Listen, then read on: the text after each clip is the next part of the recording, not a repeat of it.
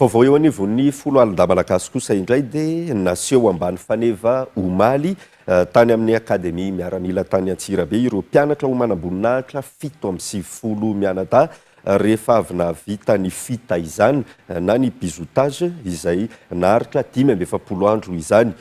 Fomba tsy maintsy olalovana ny fita izany rehefa hiditra ho mpianatra ho manam-boninahitra mba anapahana ny mahasivily hidirana eo amin'ny fiainana miaramila. Setra Randrianasy no mitondra ny fanadihadiana momba izay.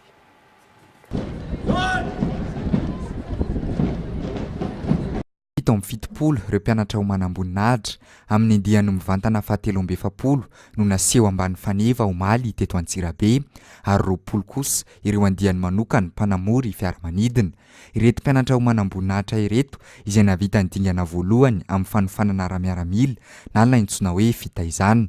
Naharitra 12 andro ny fita izany ary entina ampafantarana ireo zatovo vohiditra ho manam-boninahitra ny fiainana miaramila na ara-tsaina izany na ara-batana. Tsy mora ho izy ireo ny atrehana izay 12 andro izay fa nitako fahavononana ara-tsaina ary indrindra ara-batana. Zavatra rehetra manandanja fiainana dia tsy maintsy misy fahasarotan'ny fiainana fa moralana dia ny anana ilay izy mahafinaritra rehefa satria aventure zavatra miala avy amin'ny sivilina makamiditra amin'ilay miaramila dia afa-mihitsy mahafinaritra ny fanompoana tanindrazana satria arakaraka ny zarolona tato nahafantarana efa tena tian'ny tanindrazana tokoa izahay ary tsy izay vavy rehetra fa izay rehetra.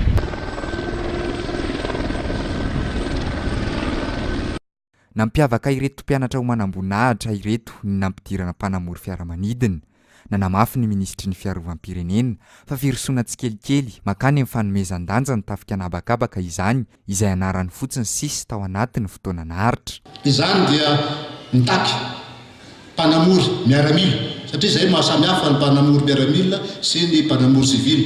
Ny mpanamory miaramila ankoatra ny fanamoriana fiaramanidina dia ao ihany koa ny endrika mahatafika azy satria tsy moramora no mandatsaka olona eny anivon'ny toerana izay tsy mandry fahalemana.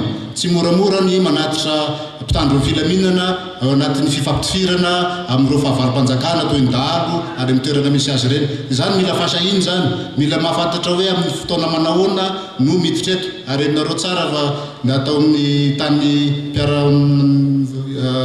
namatsika aza enareo tsara fa nisy an'ireny accident izay namoizana vatana miaramila polo maro tany amin'ny toerana anankiray. Izany no teny aminareo fa sarotra ny asan'izy ireo, sarotra ny andraikitra izy ireo ka izany indrindra dia mila tena fanomanana ho mpanamory miaramila.